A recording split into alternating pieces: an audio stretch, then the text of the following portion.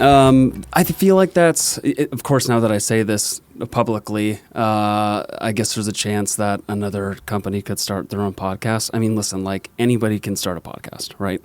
It's not that hard. It takes time and it takes editing, but I don't do it for any other reason than, first of all, it gives me a really good opportunity to meet everybody. And that's a great first date. Yeah, exactly. Just no drinks. I don't have any drinks. And it's one of those things that like everybody has a story. And I think there's a lot of good information that gets told, within an hour to 2 hours. And there's just a lot of good information on the tech side of things and the industry side of things. And I have the belief that like we can all help each other, and it doesn't have to necessarily always be this. I say this all the time, but like a competition. It doesn't need to be that. Between companies. And, yeah, but it is. It is. But I hear what you're saying. I mean, because I'm just a DJ ho, man. Like, you got gigs, cool. This other, all right. Like, right. At the end of the day, we're doing what we love as a profession, as a job, whatever you want to call it, which is awesome. Mm-hmm. But, we got to fill the schedule, man. Like, yeah, money is power. We don't do anything without it. We need it. But have you met doing the podcast with the roster? Have you met like first timers like this before? Oh, all the time. Oh, all right, all the time. So that's cool too. Mm-hmm. Potential clients. Hey, I'm looking for someone. Like, boom, they were on the podcast. Check him out. Check her out. Yeah, give them a feel. Yeah, I mean, it's a good chance to see somebody's like personality, and and I think it's especially like I'm not going to expect anybody to go listen to a full hour to 2 hour podcast, but I do a clip like on Instagram, TikTok for all the episodes, and that is a good opportunity for somebody to just instead of a promo video that is typically actually you have a really good promo video. For weddings, I think, primarily. Oh, the bio? No, you have a video. You sent me like a promo video. You're like, I don't remember. Who made that? I didn't make it. It was super professional. I think it was like maybe through a wedding company. Yeah, all right. Okay. AMP, Ken Murphy. Okay. In the Chicago area. That great dude. He runs his company, and he does it the right way. But yeah, no, that was great. Yeah, so I mean, from that is what I was saying is that I get a little bit more of a feel for who you are, other than just like, hey, here's a 30-second clip of me DJing. Right. So those sort of things do help because the MC portion of it, especially for weddings, is obviously extremely important. This is how I sound. Yeah, this is what you sound like. And this is how I'll sound on the mic at your wedding. Yeah. No, God, no. Just be you, authentic. Yeah. Authenticity. Just be you. Yeah, we were, Randy Vela and I, he's a professional DJ, was on yesterday, and we were getting into the MC part of it, and how many people are actually not comfortable MCing for weddings. And I'm like, I'm shaking a little bit. It's kind of part of the job, but it's part of the job. The more you do it, the more comfortable you become. But if you ain't, if you're not nervous, you don't care, I guess is maybe a saying. I think it's a good point, because I don't think there's ever been a time where I'm on autopilot emceeing, No. Like it's that's my mother's calling. I'm gonna decline that. She always likes to do that right in the middle of the podcast. Always pick up though, when you always got to pick up from business, mom. Yep. Mom. You got to pick up from mom. We'll always pick up. But yeah, I mean, it does show you care. You want to get last names right. You don't want to screw anything up, and I know that you've done a ton of weddings, so when you're in the middle of queuing up songs for first dances or grand entrance or whatever it may be, and you're really multitasking, you know. Sure. A lot of moving parts. A lot of moving parts. There's a venue ready, photographers ready, but hey, luckily in Arizona, in 2 years, I've only done 3 weddings. Oh, really? I think I remember keep it that way. The first call that we had, you were like, man, I've done a lot of weddings, and you're like, I'm kind of phasing out of it. The Arizona move was just a time, like, just cut it, just put a pause on that. Unless they hit you up, here are a couple of options. They check me out. Oh, we like Joe. Okay, I'll be there. But it's not like just I'm ready for weddings. Just fire away. So where are you originally from? Chicago area. Okay. Mount Prospect, Northwest Burbs. No way. Yes, sir. My dad was just talking about Mount Prospect because he grew up in Elgin. Elgin? Sure. Yeah, that's where he grew up. Out there, yeah. West, southwest, but yeah. I don't know what he was talking about, but I just heard that the other day. Why did he bring up Elgin? He grew up there. Oh. Yeah, he was born and raised there. Because you were born here? I'm born and raised in Arizona, yeah.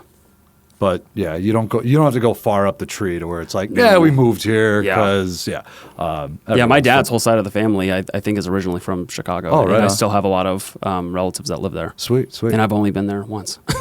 But you've been there once. Yeah, you've been there once. That's where it starts. Yeah. So you were born and raised there? Mount Prospect. Okay. Grew up there. The last 12, 13 years was Wicker Park in Chicago. Okay. Neighborhood in Chicago, Wicker Park. And all my family's there. What made you move? Now that is a story, and it's not just because of the weather. I know that's always like a I thing. tease people because it's so much more. We always visited out here. Mm-hmm. Grandma did the snowbird thing, Apache Junction, Sun City. Those are worlds apart. Yeah, east to west, like yeah. Grandma did the snowbird thing. We got a place in Parker, out on the river, Parker, Arizona. You're headed up to Parker today, or are you not? Page. Okay. Page. Lake Powell, all that stuff. I haven't been up there, but just we'll get into that. Exploring the beauty of Arizona. Yeah. Oh, plenty about Arizona. We've had a place in Parker, out on the River West, Arizona, California border, south of Havasu City. Okay. We've had a place there for, early 80s. My dad and his cousin, who the cousins are out here, and they have a restaurant. My dad's got a restaurant in Chicago. I could get into it. My family in Harwood Heights, Jay's Beef. It's in Harwood Heights, northwest suburbs of Chicago. Mm-hmm. It's just like a Chicago beef thing. If you know Chicago, it's like a Chicago. It's fast food, but it's a Chicago sandwich. Right. His uncle Luke had restaurants in the Chicago area, and they moved out here. Someone's in-laws always visited Tucson, so they took the kids and moved to Tucson. Opened the restaurant there. 79. It's still down there. Luke's in Chicago. My dad's uncle is Luke. Okay. And his cousins, Joel and Carrie, have a shop in Phoenix. Indian School on 16th Street. Similar food. Okay. Burgers, it's dogs. Like Chicago style. Chicago style, yeah. All the Chicago memorabilia, but Indian School 16th. So my cousins were out there. I mean, we almost moved out here. We almost moved to Ahwatukee in 2000 when I was 7th, 8th grade. My grandpa was going insane with the restaurant. We were going to pick up and move out here. It's a hard business. Oh, God. Yeah. We've all worked in the restaurant. Yeah. I have not. Good for you, man. I was just gonna pretend like I did. Yeah. Well, it sucks. I'm breaking my studio. Yeah, jeez, man, we're getting heated already in here. So yeah, man, just family out here, coming out here since I was pissing in my diaper, just grew to love Arizona. Period. I had the Arizona flag hanging in my wall in my apartment in Wicker Park. So this was destined. Whenever it happens, it happens. If you come out here for college, you come out here when you're 34, however life unfolds. But just coming out here over the years, grew to love Arizona, man. Always wanted to give it a shot. And girlfriend was on board, Allie. Hi, Allie. That's very important. Allie was on, yeah. I don't want to get into COVID, but, you don't have to take the train downtown into work, jammed in a frickin' train anymore. Wow, that's awesome. So, yeah, the remote thing was big. And I was just working at the restaurant, DJing. So you were having a day job and then also doing DJing? Doing the restaurant and the DJing, yeah. The restaurant, that was, I didn't go to college, just... Hey, same boat. Same boat. I'm a DJ. You think I went to college? It's funny you say that because, and I know you're half kidding, but, I'm always surprised by how many DJs do have, formal... Right. musical college degrees, and I'm like... Okay. Yeah. Did that pay off for you? Offense, but... Yeah. I don't... It's education, go for it, but... It's not for everybody. Yeah. It's not for everybody. So once you moved out here, yes. Are you doing music full time, or do you have a day job? Pretty much. Okay. I'll do Amazon Flex. Gotcha. Here and there. Obviously don't want to do, miles, wear and tear, blah, blah, blah. But no, most there's weekends where it's 5 gigs, and it's okay. Yeah, Flex. I don't need you. So which is a goal. Yeah. Amazon Flex is you're delivering. Yeah. But you're you go to gig work, whatever, self-employed stuff. Go to the warehouse, pick it up. Yeah. It's like Uber for Amazon. Yeah. But again, we're not dealing with food. We're not dealing with people with food. No. Done with that. I'm surprised Amazon isn't they do grocery, but it's not quite the same thing. Yeah. I've seen they're doing the pharmacy thing. They're go do it. You're Amazon. Yeah, when I get a package at 4 a.m. and it's some random person in their car, I'm assuming that's what that is. So I've seen the drone. They're going to do the drone thing pretty much, and that pretty soon. I don't know. That's going to be a wreck. I don't know how they're going to do that. We're not ready for that. As soon as anybody starts bringing up drones, I'm like, I'm an idiot with a drone. I have a Mavic, the camera drone. I got a little one too. Yeah. Dude, I go to the park. Yeah. I lost the first one on Superstition Mountain on a waterfall. Oh. I was trying to get a cool shot and it hit a edge of a bush that I didn't see. Done. And the second one that I've had now, I've already crashed into walls twice, and I'm just like, why do I have a drone? Because it's cool. It's fun. It is fun. The real life video game kind of thing. Yeah. I don't know, but now you're going to have larger drones delivering packages. Don't know how that's the helicopters. They're saving people on mountains. There's professional drone operators. Planes are fighting fires up there. Just let them do their work. Planes are taking you to Cancun. We don't need more flying objects. Stuff. Yeah. So as far as your gig schedule currently, besides anything with Groove, what kind of stuff are you doing? Clubs, restaurants? Yeah. Mm-hmm. I'll do Gilligan's once in a while. Mm-hmm. That's a fun spot. Dude, I did Lilo last summer. You were just talking. A couple of he's got an interesting name. The dude from Flagstaff. It was Phelan. Phelan. Yeah. I was checking out the podcast, doing a little prep. And you mentioned Lilo. I'm like, yeah. I don't know. It just folded. They're still having DJs, but I just went in on fire an email, just respond, no at least. But they actually responded. But got you covered. Yep. Eric took me on. Thank you, Eric. Steve Levine Entertainment doing some, which and you. Those are the main ones. Gilligan's is a solo thing. Bitter and Twisted, that's a solo find. Lilo was a solo find. Is he out of LA or out of here? I thought he was out of here. The office is Scottsdale. Okay. I think he's been here for a while. Everything that I know about Steve Levine Entertainment, they have a long history.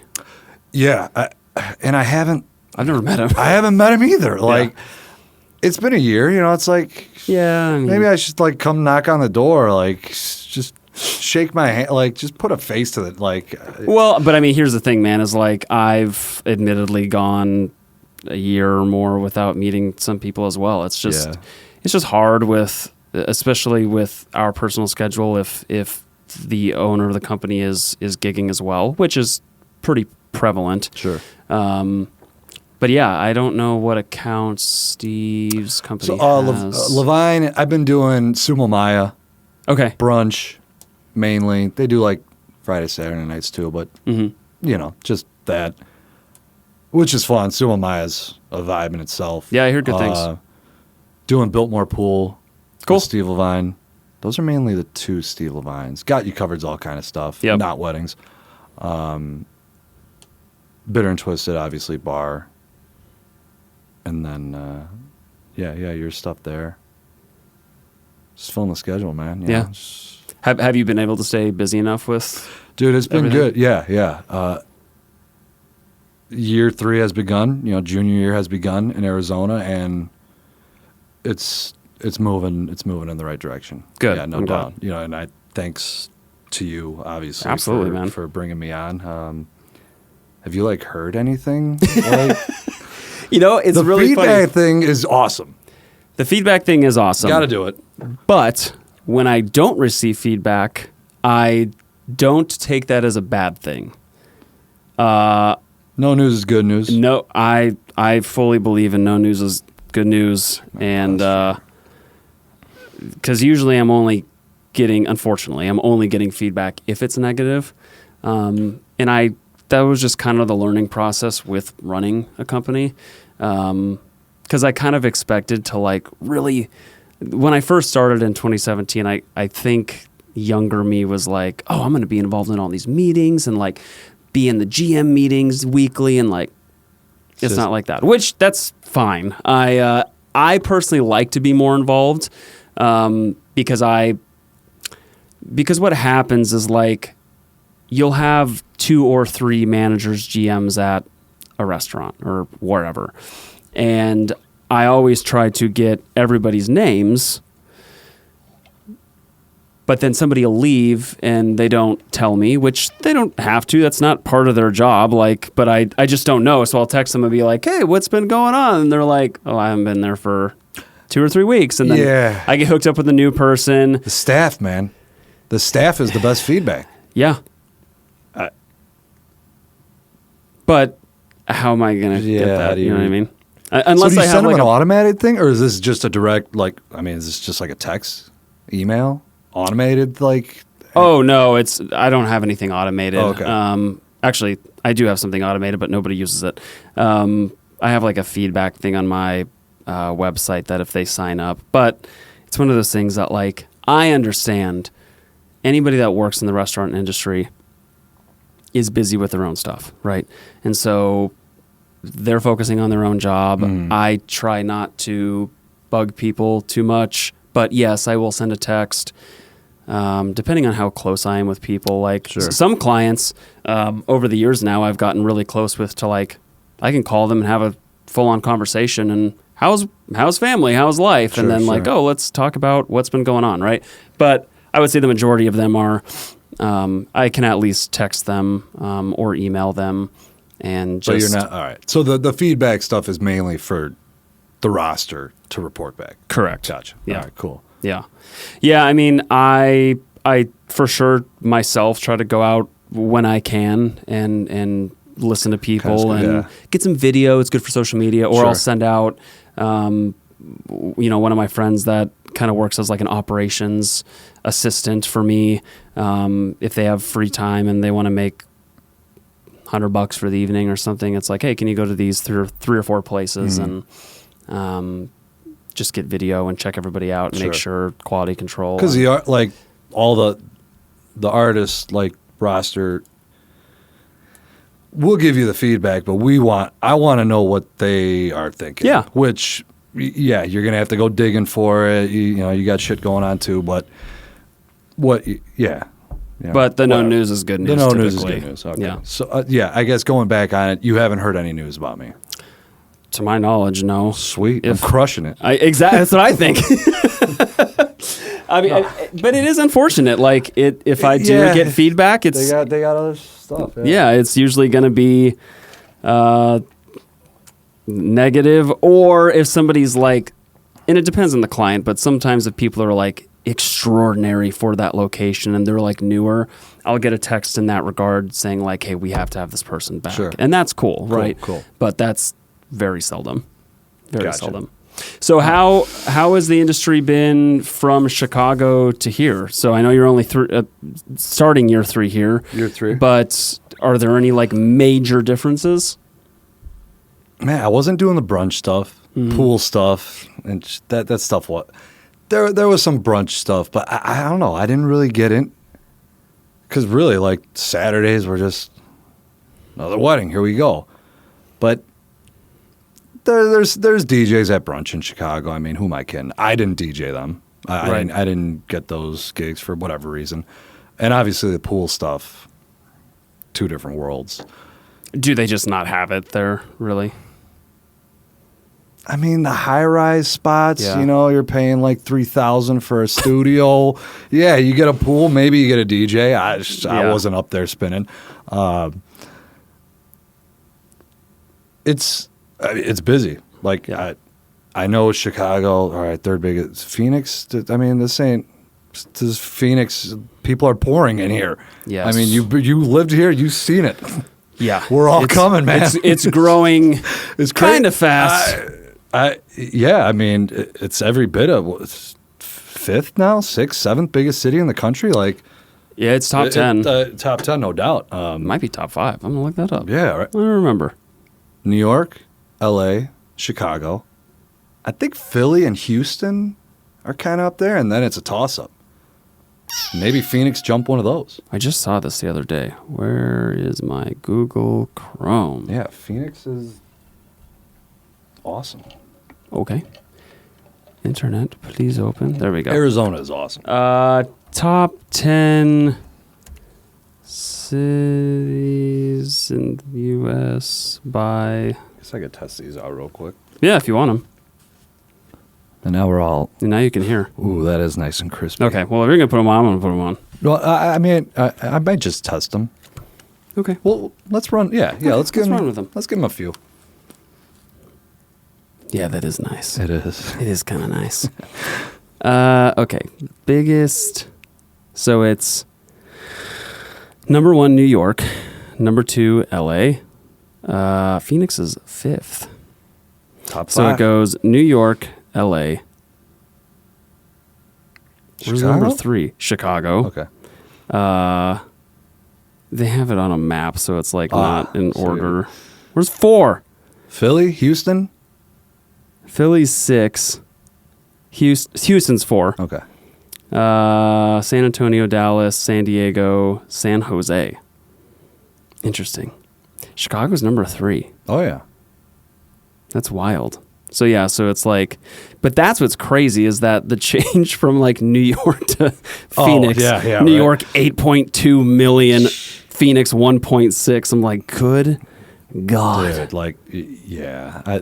Parking on the street, just like, that's too many exiting people. Your door, and you're just like on North Avenue in Wicker Park, like just ambulances just all night, police sirens blaring out your window. In Chicago? I don't miss it. Okay. You don't miss it? Family, friends. Chicago was great. I mean, in Wicker Park, in your 20s, mostly single. Yeah. It was fun. It's fucking awesome. Yeah. But, now it's Arizona's time.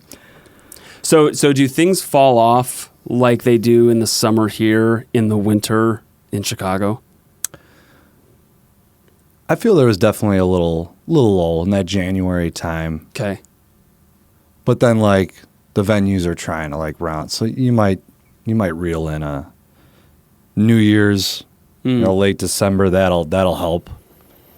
Because like I know like Denver is somewhere that I frequently visit, and so I know that while they don't get, I don't think nearly as much snow on average as like Illinois does, their summer is definitely kind of wakes up and there's a nightlife and live music and stuff that isn't during the winter. With Chicago or Illinois in general, like you guys get a ton of snow, so I don't know if that hinders people from being able to go. I mean, winter in cooler climates. Yes, it's cold. Snow, it could be a toss-up. It wasn't a bad winter. You might get some snow, you might not. Whatever. But it's cold. You don't have daylight. It's it's a downer. I mean, it's dark by like 4:30. Oh God, it's brutal. So yeah, naturally, like, you just like, I don't know, hibernation, whatever you want to call it. But I mean, I just feel like unless you live in California, you're never going to have a perfect climate. Like there is a season that is a lull. I say San Diego, but you're in California. California prices, man. Nowhere's perfect. No thanks. Hawaii, you're on an island in the middle of the Pacific. Yeah. Yeah, I mean, really, like... Nowhere's perfect. And that's the thing is, like, I feel like that's why more people are moving to Phoenix and Texas is blowing up. But they all have their downfalls. Yeah. It's like crazy humidity, crazy heat, tornadoes. It's like pick one, you know? Right. Arizona, you could get out of it. Drive north a couple hours. Yeah, so you're going to Page today. Page, Arizona. Home of, Lake Powell's all over that area. Lake Powell, Horseshoe Bend. Okay. Antelope Canyon. So what are you doing? What are you going up there for? Dude, my buddy reconnected with grade school buddy. He's been in Salt Lake City for like 8 years. And he was here for Thanksgiving last year. I missed him, but that kind of like kept the spark kind of alive. Mm-hmm. And we were good friends in grade school. And we're like, let's plan something, meet halfway. All right, Page, yeah.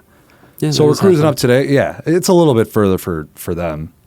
Sorry, Riley, but Shh, it doesn't need to know. Yeah. No, going out. We're renting a pontoon tomorrow. Cruise Lake Powell. Saturday we'll do the Antelope Canyon thing. Is that guided? It's guided. Okay. Navajo Nation hood. Yeah. You got to pay. I figured. Yeah. I mean, it's. You'll get nailed, but you got to do it. Yeah. Got to do it. I'm not going back. Let's do it. Yeah. And that's kind of it. Yeah. Just kind of Friday, Saturday. Cool. Head back down Sunday. Should be really nice up there, I would think. Yeah. I mean, yeah. Not 110 like what we're forecasted here. Something about today. I knew it was supposed to be hot starting today and this weekend, but so obviously like the air quality today, and it's like dusty. I could see it. So I didn't know this. Have you experienced like a real ass dust storm since you've been here? Nah. Okay. A boob? I haven't seen the boobs, man. I'm always hoping to see the boobs. Right? Like I want like a wall, like two tits of dust coming. Well, apparently in New Mexico yesterday, there was some massive haboob. And I didn't know that other states really got them.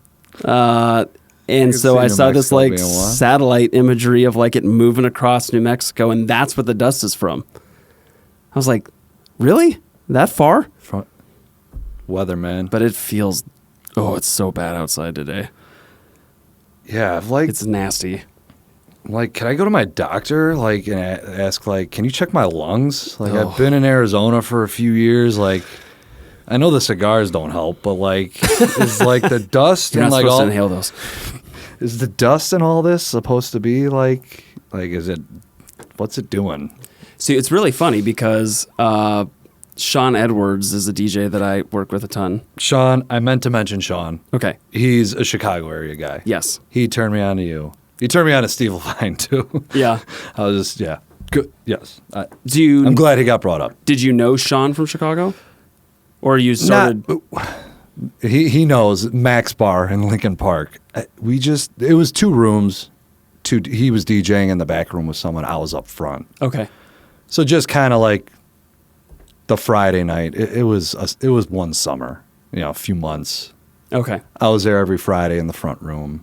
He was in the back. So you've crossed paths. We've crossed paths. Okay. And yeah, we connected on one of his brunch gigs here. So I've seen him once here, but I saw him posting Groove Booking. Yeah. I was like, all right, Small world. I'm seeking, I'm kind of, the new guy around town. So start firing out the messages, create the contacts, and it's hard to do it, man. Yeah, you got to stay on it. I mean, that's the biggest thing. Like for younger DJs, I guess, if we want to, kind of have a little lesson, like, yeah, I could only go out so much. And a lot of the guys like go out, show face. It's like go out on like an off night, introduce yourself. I don't know. Just answer an email first. Yeah. And then I'll come in on an off night. Yeah. And maybe that would be the first step. But yeah, you just got to keep on it. It's hard, man, to just like walk in blindly and ask for whoever handles music or the GM, and it's like, hey, I'm a random guy coming in here and I DJ, and like here's my card, and it you have to do it, I think, but certainly like if you can get an email back from somebody, a reply that's kind of the preferable way to do it.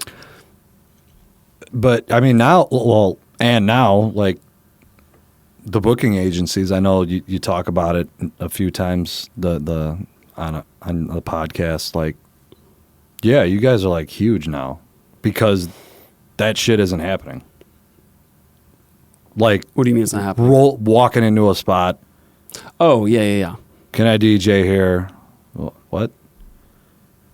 It happens, but you've built up your thing. Like, you've built up the business. Like, and I'm not a guy that's going to be like, I'm starting my own thing. I don't want to be boss. I see. I don't either. My family, like being the restaurant in Chicago, like being the boss sucks. In my view, when I have to be quote unquote boss and like the leader, and actually, reprimand someone and be like, you can't do this, and it's like, dude, I hate that. Yeah, I hate it. But and luckily, I don't have to do it a ton, but there's some times where it's like, okay, hey, use common sense. Like, why did you think this was okay? Let's not do that again. Right. Whatever it is. Because you just do groove booking, right? I'm a professional musician and DJ. Yes. DJ is much less than the musician side. You're originally the musician. Mm-hmm. I primarily play drums. Tanner drummer. Tanner drummer. I've been thinking about for a long time changing that username, and I'm like, dude, it's been that for so long. Just let it ride. It's the groove booking handle is maybe more of the focus. At this point in my life, yes, but at the same time, like anytime I'm hiring anything that I'm involved in, it's almost always through groove booking, and that's not to say like I think a lot of people think that. If you're in charge of a booking company, like you're booking yourself constantly. Do I get first pick at the corporate events and weddings? Yes. As you should. Do I take them as I can? Yeah, especially when they're like, it's a Monday or Tuesday night corporate event. Like, yeah, I'm going to go take those if I'm capable. But I'm not the person that pretends to be what I'm not. And like if something I feel uncomfortable with, I'm not going to pretend. Sure. Because there's been instances where it's like, we really want like a full EDM DJ, and I'm like, that's not me. I'm great at house and open format and top 40 and stuff like that, country. But once you start getting into like deep EDM and stuff like that, and that's not a request that comes up that often, but I have had one wedding in the past ask for that, and I was like, nope, it's not what I'm into. It's not even not what I'm into. It's just I don't have knowledge. And so I know how much I hate feeling uncomfortable on a gig that maybe you weren't told about. Like, you weren't told about something important, and you show up and they're like, oh, I'm sure it's not that big of a problem. Can you do this? And you're like, that would have been nice to know. So, yeah, like, it's a cowboy theme. Let me know. Exactly. Like, so I'm not just showing up in, just like black shirt. Yeah. Yeah, and I mean, the company that I work with for all the corporate events, they're really good about that. But certainly before I ever had a company, when I was just gigging full time, there were instances where I'd show up and be like, okay, there was a few details missing. So because of that, now if I'm hiring somebody else out for a specific gig, I'd be sure to, hey, these are all the details I have. Sure. Like, but maybe look out for these things, because I really try to tell everybody, I do not want anyone feeling uncomfortable once they arrive on a gig, because trying to like struggle your way through an event, and listen, like the best entertainers can adapt, and that's just part of it. But there are certain instances where you just can't really adapt because it's so out of left field. And I think Christmas events fall under that. Like, you ask them, do you want Christmas songs and yada, yada, yada? And they're like, no, it's not going to be that kind of event. Sure enough, you show up there. And can you play some Christmas songs? But it's always like somebody else than who your original contact was. Like, oh, who did Sally, or I'm sorry, what did Sally say about, the material play? And I was, oh, I wasn't asked to play any Christmas stuff. She's, oh, well, if you could throw some stuff in at some point, special events like that where you're like, oh, okay. And it's like, can I play like a regular song, or like, are we just rolling with Christmas? Honestly, around Christmas is probably my least favorite time for gigs, because it's always expected to have Christmas songs, and I'm like, there's only so many. Got to build the crate, man. I have a big crate now in Serato. Man, I went to Dioro at Maya last Sunday. Oh, yeah. Speaking of crates, he's all, if you're familiar with him. At Maya? Well, Dioro, the DJ producer. Oh, no. Dioro, 5 More Hours is his big one, with Chris Brown. But he's got a big like Mexican following, because I suspect he's Mexican. So he's EDM bangers, like good bangers. But then he like he drops in like some thick like Mexican stuff. I Shazam like 6 of. I got 6 fresh Mexican heaters. Yeah. Like, I gotta review them, but it's good Shazam, gotta have Shazam on deck at all times. It's funny because a client that I work with went to, I forget where he said he went to, because I'm working with him for a house band project. And so we're taking a lot of like DJ electronic dance hits and turning them into like full band versions, like organic versions of songs. I like it. It reminds me of a band that yeah. Are they? It's awesome. What band? DJ No DJ. I think they're still doing stuff. They were like, I saw some small gigs in the Chicago days. It's a cool vibe if DJ you No can do it well. I like it. So like right now, for instance, for when this place opens up, and it's scheduled to open in November as of now. But like some of the songs that we just did is what did we just finish the other day? We did Ferrari by James Hype. James Hype. Maria.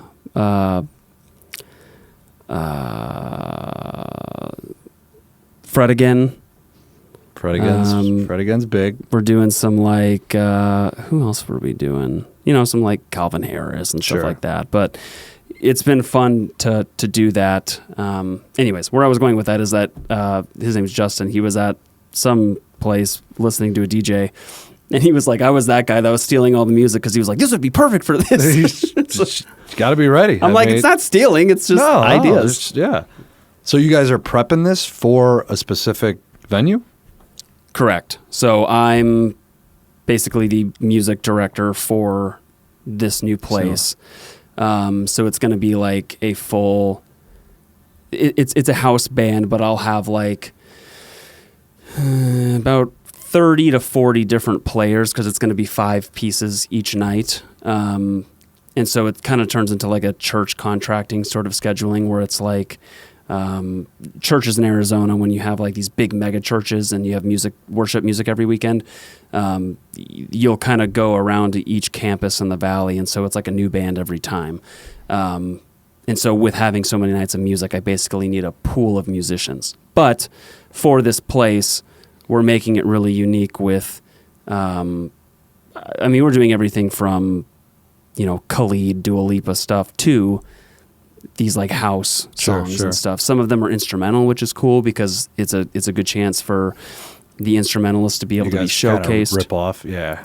So we'll have a sax player and like, some kind of more unique instruments sometimes to play the melodies of some of these like synth sounds in the songs. And so that's been really fun. That's musician shit right there. Us DJs, we mad respect because, that's y'all are musicians. We just play other people's music.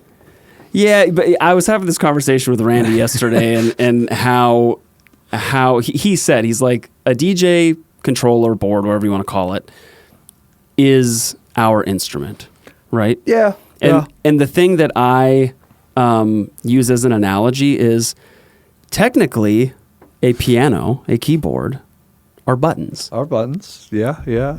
There's technique behind it, but there's also technique behind DJing, It's all just programming. Yeah. But just knowing I'm playing this, how long am I playing it, where am I going after it, and that's it. Coming from a guy who like doesn't scratch, like I didn't do any of that. Just, like that's DJing. So I'm after that guy, after those guys. I don't even know what the hell I am. You're too modest. I'm sure that there's still a lot of skill that goes into it. Yeah. And you know that. But no, coming up, it was like, I want to get into music when I was 21. Mm-hmm. And all right, let's learn the guitar. Shit, this is going to take a while. Let's learn the piano. I got this. That's going to take way longer. I'm 20, I'm 21. My life's like I need to be a professional right now. And then it just, whatever. It wiggled to like some music production, random like 6-month certification class. Like, gotcha. Ableton? No, but I love Deadmau5. And I've heard he uses Ableton. So yes. Well, you picked about the most difficult DAW to use. Like I constantly say Ableton is a head scratcher for me, and I use it, but it's a head scratcher. What's your DAW of choice? Logic, which I'm recording in right now. Right on. Yeah. I mean, that was the first DAW that I had. Not just because I've always had Apple, but anything typically that Apple makes is pretty user friendly. And I think Ableton's more complicated just because you can do so much with it on a live setting. Like a lot of people don't know that you can program lighting in DMX and like to all the tracks in the program. It gets very complicated. Like anything you think you could do, you could do. Seriously. Just like anything you think exists, like you could probably buy it. It's a product. Yeah. Mm-hmm. And if it doesn't, then be sure to start it because you can be a zillionaire. I know. Pets and children. Pets and children. That's the market. Make some dumbass coloring book. And that's it. That's the avenue make that you. Make like a dog scarf. Boom. I don't know if you have dogs, but it's an easy target. People love dogs. Yeah. I thought I heard you mention something about children. Yeah, a couple episodes ago. Yeah, probably something super positive. We don't have to go down that road because I'm right there with you, bud. Yeah. So as far as you getting into DJing, when you said when you were about 21, So you just had a love for music and wanted to do something. Love for music. Mom singing all the disco hits, all in the car. Dad more classic rock. So like it just came together. Like the variety there was just like a good start, like grade school growing up. And I was going to Cancun, Mexico, 2009 with a few buddies. And the night before, a couple of them went to a show in Chicago, Wicker Park. I think it was Congress Theater. It's gone now. The night before. So then the next day they're like, we saw, I think the headliner was Crookers or Bloody Beetroots even, like old school, like EDM stuff. Okay. But Dead Mouse opened up. They're like, this guy, the guy, he had a mouse head on and they're like, blah, blah, blah. So we're in Cancun a week, before you head out for the night, pre-game hour, get a little, get that first buzz of the night. Yep. We're just pre-gaming a Dead Mouse every night. And then I was just like, I don't like this sound is really interesting. Like, and that time it was right before that like EDM was really about to pop. I know it's been around, but like that late 2000s. And I mean, Dead Mouse was a big, he's definitely like a big, producer in that charge. But yeah, just listening to Dead Mouse, I was like, this is really interesting sounds, and I want to get involved somehow. And then all that other stuff, guitar, piano, blah blah blah. Did you ever get super far with guitar, piano? I took a semester like Piano 101. Oh, that's one of my biggest regrets. Just letting that go. You can always pick it back up. Going on 37, man. No, I'm not learning the on. piano, man. Come on. No, positive. Come on. Unless your fingers literally don't work anymore, you can pick piano back up.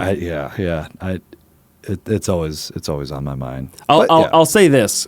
With piano, with all the producing that I've been doing for this house band project, because we have to take every single one of these songs and reproduce it and re-record it ourselves so we have the stems for backing tracks as references, right? And I should say, and for references. And so I don't know chords on piano. I'm a pretty decent rhythm guitar player, so I can get around easily on that. But piano, if you were like playing a chord, okay, and Logic tells me like when it's plugged in, it'll tell you what chord you're playing through MIDI. But I do got to say, like with as much that I've been doing, I am slowly learning just because I'm doing that. So I am starting to kind of like recognize and remember chords and but I mean, you put the time in and you'll get results. But I'm not like formally practicing. It's just from being in it and being around it and doing it. So I think that's the easier way to go about learning a skill like that, is to just dive headfirst into it, and like you don't really know what you're doing, but your brain automatically at some point is like, oh, you're going to remember these chords and stuff like that. Yeah. Get back into piano. Never give up. Never give up, kids. Don't do drugs. It's. I mean, that's just life. Like life is all about signs. Like, do you see you're gonna get signs throughout life, and you just gotta capitalize them. So going back to, so Dead Mouse was kind of like an inspiration for you to get started. Totally. Okay. He's my laptop wallpaper. Okay. The mouse head. Yeah. Yeah. No, I think he's the best. I think he makes the crispiest sounds out there. But yeah, he was the main guy. But yeah, all like dancey stuff. Mm-hmm. Whether you're in the 100s, the 1-teens, 120s.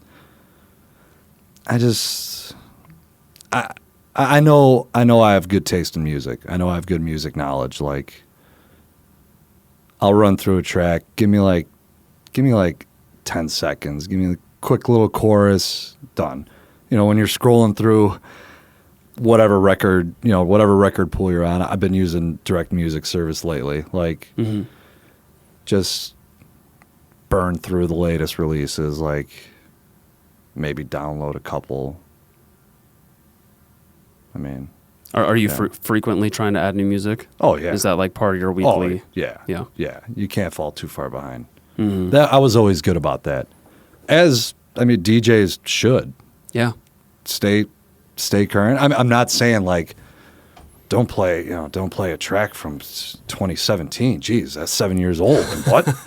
Like, but you got to keep up, on all the good remixes, bootlegs, edits, and all the garbage ones that you got to listen through too, because everyone could do it these days. Direct music service. That's not a pool that I ever. What are you bouncing around? I know SoundCloud. I'm a cheater now. I'm doing SoundCloud Go, and a lot of it's streaming it,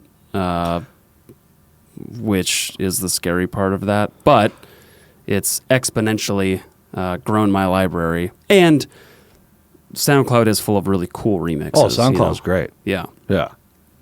You just got to be careful. Saving storage. You were saying. Yeah, I mean, that's kind of an issue I'm approaching. Storage on the laptop. Yeah. I'm having the same issue. I'm getting ready to... You got a lot of stuff going on too, man. That poor thing is stuffed. It is literally stuffed. and it's podcast videos that take up, 20 gigs per video, and then I'm like, well, I have to delete that because now it's like on the podcast website that I can download it, but just Logic files I think is like 400 or 500 gigs. So I need to hit up like a buddy. Like, how do you manage it? I know you got the external drive. It's scary though, because then it's another thing that you can misplace and then it's gone. Yeah. Eventually you'll lose it. So I just had a tech, he's one of my best friends, but he's like super techie. So he set up this whole, like, it's actually its own computer, but they're solid state drives, and it sits next to my home office on the desk, and it plugs in Ethernet from your like internet router, plugs into it, and then through on Mac's side, you can designate Time Machine to back up to that, but I can access it anywhere in the world. And so I don't really have to have anything physical on my computer if I didn't want to, as long as I have Wi-Fi. And so that, because I've always been the same way of like, gotta have backups, because like, if you lose everything. You got 3 drives, you're like... Exactly. All right, now when's the next one coming? So just because of that, once he got that set up, I was relieved, because now I know that I have the ultimate backup of like, if the computer crashes, I can get everything back. And what's that device? What's that? I'll send it to you. I don't know what it's called. Okay. But it's just, they're 2 solid state drives. I think it's a total of like 6 or 8 terabytes, so you're never going to really fill that. Right. But it's only for backups, as he set it up at least. But the external drive that you can like plug into your USB-C or whatever, because I know like most DJs have to carry that, and that's where all their music lives. Mm-hmm. But I mean, if it's just one more thing to forget, and so if it's not also on your physical laptop, like, you typically are not going to forget your whole laptop. But if you show up and you're like, I don't have any files on my laptop and my SSD's 40 minutes. Patchy internet. Yeah. Which isn't like, I don't know. It's not like a big issue, but could be. Typically you have Wi-Fi everywhere nowadays. Yeah. What was I talking to you about before? Life. So, I mean, once you got into... So once you knew that this is something that you wanted to go after, did you just go out and buy the stuff and teach yourself? Through that one, the piano class, a classmate turned me on to this 6-month certification, like music industry workshop in Chicago. Brian Boncher, Orville Klein, two well-established DJs in the Chicago area. They that was the 6-month class was music production, but then there was like one-on-ones and like the decks were there and just, I was like, all right, let's just shy away from Ableton. I don't know what the fuck's going on. Like, let's get on the decks here. All right. And they kind of started getting me going. And then I think it was like a Best Buy, $200 little thing, and just started recording some mixes. But the first, maybe I did like a house party here and there. I don't know. But just like recording mixes, building a library. But 2012, Charisma Entertainment, Northbrook, Illinois, that was like the first multi-op. Mm-hmm. The owner, Marcellus Lawhorn, Mars, the best MC I've ever had the pleasure to learn from, to watch him work. Incredible. On top of the music knowledge and the programming. A lot of mitzvahs, school parties, started with that. And that turned into weddings, just private event stuff. Mm-hmm. Did some bars and stuff in Chicago, whatever. But hooked up with a friend of a friend, Ken Murphy, Amp Event Professionals, which I think is that bio that you were talking about. I was doing, the last several years, I was working pretty heavily with Ken and Charisma still. And those were kind of the two main multi-ops. Okay. And then just some word of mouth stuff. But really, yeah, the last several, it was heavy like weddings. You know, maybe a bar gig Friday night, wedding Saturday, Sunday fun day. Do you remember if there was a specific learning curve that was the hardest to overcome?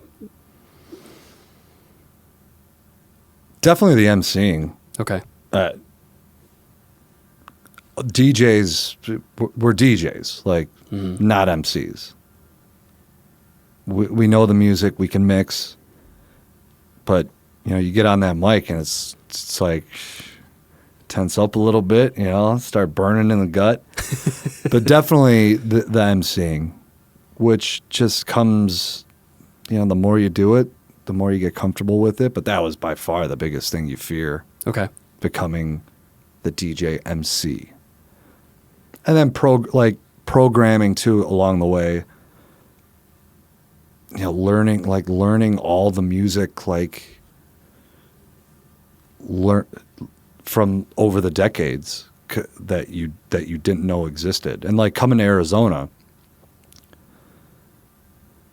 I know country. Mm-hmm. Coming from Illinois, I mean, country's everywhere. Right. Hits a little different here. And there's like Latino is like, it's like Mexican here, like more like Puerto Rican.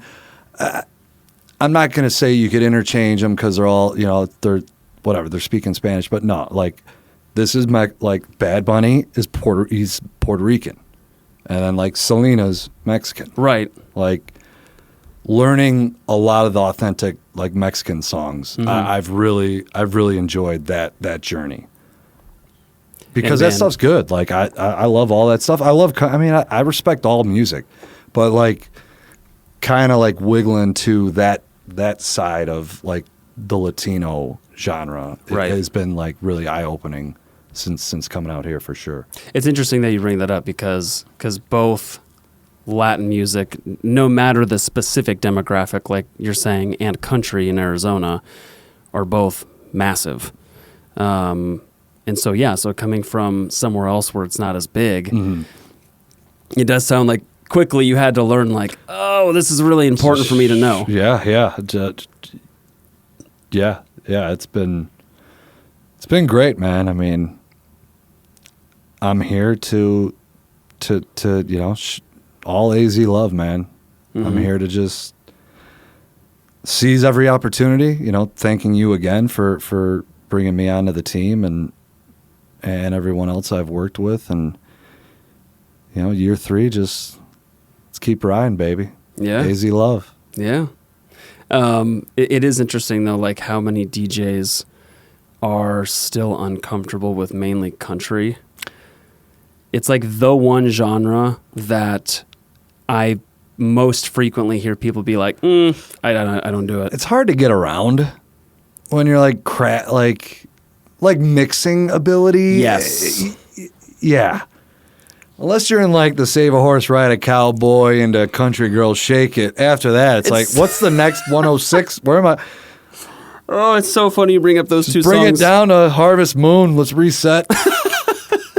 That's where redrums come in nicely. Is that it's like you can take any Morgan Wallen. I'm picky with the redrums, man. Are you? It's a little too too drummy. Mm-hmm. Kind of takes away from it. But yes, if you're trying to like mix along. You know, I'm starting to think about making a lot more of my own redrums because I have the capability with my DAWs and stuff. But the hard thing is that most of the redrums that I feel like I need are of 70s and 80s songs because the recording quality wasn't as good, so the drums don't hit. It's not all on time. And they usually don't play to a click when they recorded. And so mixing Brick House is a bitch. See, you know. So yeah, that's funny because so when you mix in stuff like Brick House and like Celebration and you know some of those disco tunes, but then I'm also surprised because some of those older songs are perfect to a click. So, but I feel Celebration you could keep it pretty tight. But I was thinking like Casey and Sunshine Band. That's at least Get Down Tonight. I always had because it comes in with that kind of crash and like I didn't have an intro, but you can kind of stay on it a little bit, but that's so like live, you know, whatever that opening is. So the redrums, I'm a little picky with those. Well, so when they aren't to a click, and so it sounds like you have some knowledge of Ableton. So when I was working with Ableton like daily for live tracks for bands, the warp function. And then you'd have to click through it and like drag the yellow little sticks. Yes. Little markers. It's so annoying. And honestly, I think with probably some of these like AI programs and whatever else, like it probably automates it for you if you find the right thing.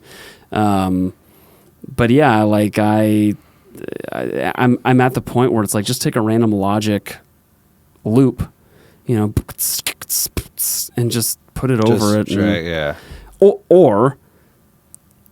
Or cue it up on one of your channels, and as long as this song is to a click, or you've made it to a click, you can let that play and then, you know, fade in a drum loop on top of it, and then you can kind of take it in and out when you want. So like when I first started DJing, one of the first things I did was just download like drum loops. Just like 4 on the floor house drum loops. Sure. You know, 105, 110, 115, 130, and then I can do whatever I want with them. And I would do that because if I did get a request for an old 70s song, but the drums didn't hit hard, I'd be like, oh, I can layer that. But that's where I found quickly that I'm having to use the jog wheel constantly to line them up. And then sometimes it'd be like, it gets way off through it. And then it just sounds like a train wreck. So that's obviously You're probably not using a third deck. Is this just... I have a 4-channel board, but I'm usually only using 2. Yeah. No one's using 3 and 4, right? I don't know. But yeah, then like you got the loop on the one channel and the track on the other. Yeah. And then you're like, all right, like I got to pull this loop out eventually. Keep it moving, right? Yeah, so that is the thing, because then you're limited to those 2 tracks, and so typically I would let the song fade out, beat would keep going, I'd know what song I have next, and so I can instantly input it, but there is a learning curve when you start doing that sort of stuff. Was the transition easy from musician to DJing? DJing? Yes. Easy, right? It wasn't easy. It should be. It was easier. Easier, definitely. And with Randy on the podcast yesterday, we were talking about that because he's gone from being a full-time professional DJ to he's got an incredible voice. And so he's gone into the live music side of it as well. Nice. Which is kind of opposite of what I see a lot of the time. So for me, coming from solely musician to mixing, just having the rhythm aspect is what helps. And that's what I was saying yesterday, is that there's a lot, I use a lot of like vocal pickups and so I'm more of like knowing an 8 count, 16 count that. Yeah. But I'm more of an active DJ as far as like I'm manually cueing stuff a lot instead of like having it loop and matching it up and then kind of fading it in slowly. Like I'm doing more like slam mixing when it's appropriate. Sure. But I enjoy doing that because I think there's more skill involved in like you have to press it at the exact time to get, that vocal pickup to match and stuff like that. Yeah. Sweet. But yeah, I mean, there's been a lot of things that I've had to learn, and I'm still learning every single gig. When was like your first DJ gig? Like recently? No. I've been DJing for 4 years now. All right. Like I think at the end recent. of 2020. Yeah, you've been DJing 4 years? Jeez, yeah. Man, you should. You're seasoned. I mean, it's been. Oh yeah, it's only been a lot 4? of events though. Yeah. Sure. Yeah. And I think the weddings were what I was most terrified of, and something that I didn't actually know if I wanted to do. But once I just made myself get into it, because I had done so many weddings on the musician side of things, honestly, that's probably my favorite event. Weddings are fun. That's a celebration, unlike any other, unless they get divorced. Which, hopefully not. I'm but gonna have to check with all my past. I mean, you guys still together? I can't help but wonder. Like, I know, right? You're married? Mm-hmm. How long? Oh God, it'll be 5. No, it'll be 6 years this December. It'll be 6 years this December. We'll clip that right. 6 years in December. Yeah. All right, he knows. Yeah, Don't doubt him. I got married in December of 2018. Yeah, right. Yeah, we just celebrated 5 years. Okay. Yeah. I get confused because December's at the end of the year, and so there's that like crossover to the new year, and then I'm like, I don't know. It's 2018. Mm-hmm. So yeah, it'll be 6 years this year. Yeah. Nice. And I wasn't a DJ at that time, so I didn't know what to look for in hiring a DJ. Really, You had a DJ. Yeah, I mean, what's that? I guess I'm surprised you weren't DJing, and at your wedding you went with a DJ, not a band. We actually weren't allowed to have a band because of the sound out where we got married. Fucking bullshit. I agree. No, but you know what? Like, first of all, a band is obviously way more expensive, and true. A DJ can pull up anything. Yeah, again, mad respect to the musicians, all that, but get a DJ. I kind of agree. It's gonna bang. It's gonna pound. Like, there's more energy overall with a band, with the right band, but no band is going to have the repertoire. I don't think that a DJ can, because I'm going from ABBA to Lil Jon everywhere. Yeah. So, and if it is a little, it's a bit of an advantage. Yeah. But there is an energy there with live drums and 5 people on stage. It's great, but it's not the same thing. And so when I do have like a few times that like a bride and groom have asked me like, well, what do you think? Do you think a band's better? And I'm like, first of all, let's talk about price, because you're talking about $3,000 to $4,000 difference, right? Sure. If not way more. And then on top of that, it just comes down to what they want to hear. I would say the majority of weddings that I have played with the live band are almost always country weddings, because that's more doable. That seems right. Yeah, because like I've DJ'd country at weddings. Sucks. It's not great to mix. Unless, like you said, it's like Save a Horse, 4 on the Floor, house beat. Same thing with pop country. Luke Bryan, like any of that. Right. Some of the older stuff like Dust on the Bottle, like some of that stuff works because it's just doom, doom, ga, doom, doom, ga. But it has to be repetitive because trying to mix like 2 steps, like old country stuff, it's obviously it's possible, but it's just not super clean mixing it from song to song. Sure. Like classic Definitely. rock, so hard to DJ, so hard to mix. Definitely need a little intro on that. Yeah, I need more redrums on that.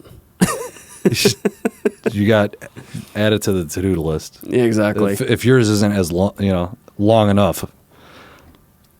What time we at? I was just going to ask, what time do you need to be out of here? What we at, like an hour? We're at hour 15. It's 1 o'clock. Solid. Yeah. I was thinking an hour and a half Okay. in between that. We've covered a lot. If you're Listen, good. I sometimes prefer the shorter not that this is short, but shorter podcasts. Yeah, I saw like 145. It's like, I'm not listening to all that. No one wants to listen. I mean, hopefully, like, hopefully it's been entertaining. Yeah. Pick up a couple of nuggets. Exactly. That's the goal, is that if there's one nugget per episode, I feel good about it. Hey, no, dude, thanks again. This was sweet. Yeah, man. I appreciate you coming down here, and I hope you have a great time up in Page. It's going to be a blast. The beauty of Arizona, man. As soon as you said pontoon boat, I was jealous. On the pontoon. So you're doing Lake Powell? Lake Powell. Okay. Which is gorgeous. Which is massive. Yeah. Gorgeous.